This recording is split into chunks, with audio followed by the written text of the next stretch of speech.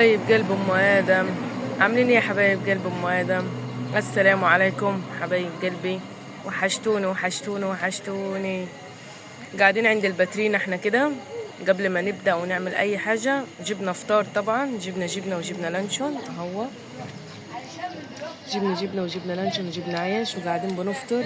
وابو ادم اهو وانا قاعده بفطر، وقلنا نقوم نبدا نعمل الاكل. وادم قول لهم عاملين ايه؟ بجيبهم ميه ليهم. قول لهم عاملين ايه؟ لايك واشتراك زي انا بصوركم من دبي بتعمل حبايب الكبده. قلبي حالا نوريكم واحنا بنعمل الكبده يا حبايب قلبي. بس قلنا نبري رجنا كده بحاجه ونبدا نعمل الاكل كده ان شاء الله باذن الله، ويجعلها يوم مبارك يوم رزق كده علينا ان شاء الله، ويبعد عننا الوحش. وادعوا لي يا حبايبي ان ترجع قناتي تاني عشان انا متضايقه. ان شاء الله حتى امل في ربنا كبير ان هو يرجع لي قناتي تاني باذن الله. حسب الله نعم الوكيل. وبسيبكم خير وسعاده، هرجع لكم تاني حاجه. رجعنا تاني بعد ما فطرنا، وقلنا قشرنا البصل كده، وكنت هقطع البصل في الطاسه. بصوا زي ما يكون بعمل كبده في البيت. ابو ادم قال له قومي كده قطعيهم انتي، من لما هوصل مشوار هيشتري بقى الطلبات وهيجي، وهقطع البصلات بس عينيا هتبوظ. ارتاح في البيت من البصل اجي الاقيه في الباترينا. ينفع كده يا حبايبي؟ ينفع؟ لسه هبدا وعينيا وجعوني. شايفين اللي بيحصل فيا؟ يعني هروح فين واجي منين انا؟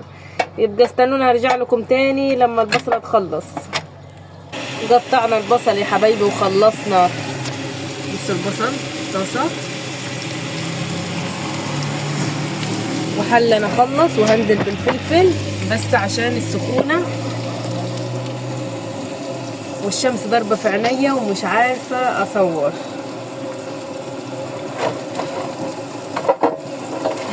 تدبل البصل وهنزل بالفلفل.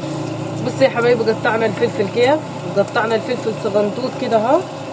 بصوا، والبصله هتدبل وهننزل بالفلفل بتاعنا. قربت تدبل اهو. بصوا قبل ما تصفر ننزل عليها بالفلفل بتاعنا. بصوا كده يا حبايبي نزلنا بالفلفل بتاعنا وبنقلب فيها اهو.